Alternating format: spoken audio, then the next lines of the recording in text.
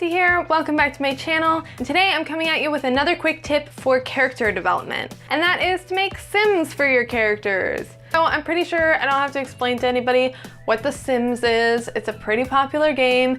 If you don't know what it is, look it up because I'm not going to explain it here. Recently I filmed a very long video of me making my characters into Sims, and it was really helpful for character development because the Sims game actually asks some pretty good questions. First of all, you get to create a sort of avatar of your character, which is pretty helpful. Although the Sims games don't have like unlimited options for hairstyles and stuff, so sometimes you have to compromise a little bit, but you can at least get a little bit more of a full picture of what your character looks like. And it can actually be surprisingly fun and interesting to really get down to even their smallest features, like what shape of a nose your character would have, or whether or not they have a strong or a soft jawline. Sometimes if maybe you're not as good at describing things physically, you might not really think about those little tiny details when you're writing, but you have to think about them to create your sim, so it might get those creative ideas flowing a little better. In addition to making a physical version of your character, you also have to create their personality. Now there are 4 different categories that the Sims games use for characteristics. There's mental, physical, social, and lifestyle. An example of a mental characteristic would be genius. An example of a physical characteristic would be brave. An example of a social characteristic would be charismatic. And an example of a lifestyle characteristic would be loves the outdoors. So there's 4 different categories to look at and explore, and there's a bunch of different options within those categories, and even just having the 4 categories themselves might get you thinking more specifically about, you know, not only who is my character socially, like what kind of a friend are they, but who are they mentally in their own head? Who are they physically? Are they brave? Are they fit? Are they athletic? Are they a slob? Are they clumsy? And then of course, who are they in their lifestyle choices? Do they love to go for walks? Do they like to stay home? Are they kind of a loner type?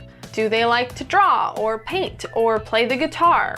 I found that the Sims categories helped me to think about those things in more detail. Another thing that the Sims games ask for when you're creating a character are things like your character's favorite color, favorite food, and favorite type of music, which are also good things that help you get to know who your character is as a person. Now, in my recent video that I filmed, which I'll be putting up soon, I might be putting it up in installments of shorter clips, or I might just upload the whole thing depending on how long it is after I cut it. But in that video, I really only explored the character creation part of the Sims game because I was using this as a tool for developing my characters. But I've also heard of people using the Sims or similar games for things like mapping out your world or mapping out the house that you want your character to live in so that you can get a better visual picture of it.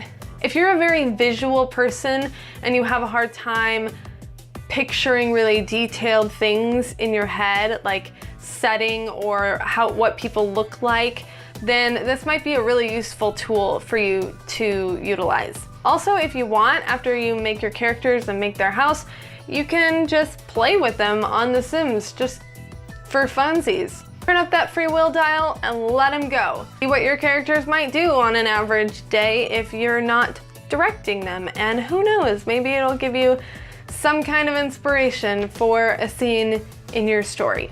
So there are tons of different ways that you can use the Sims games or a similar type of game to aid you in your writing process. I just realized that this kind of sounds like I'm trying to sell you the Sims game or something. I promise this video isn't like sponsored by The Sims or anything. I just really like the game and I happen to have it, so I played around with it a bit and found that it was actually kind of helpful. So that's all I have for this video. If you've ever used the Sims games or any similar game to aid you in your writing process, please let me know in the comments below how you used it, what was helpful for you. I love the Sims game and I already have it and it's fun, and now I have my characters all plugged in and ready to go. So if anybody has any other tips on how The Sims might be helpful for writing, I would love to know them. In the meantime, if you like this video, hit the thumbs up button, and if you want to see more short tips like this from me every Tuesday, subscribe below. My first novel, Keep No Record, is available for purchase on Amazon, and I will link that in the description box. And that's it. I'll see y'all next time, and have a great day. Bye!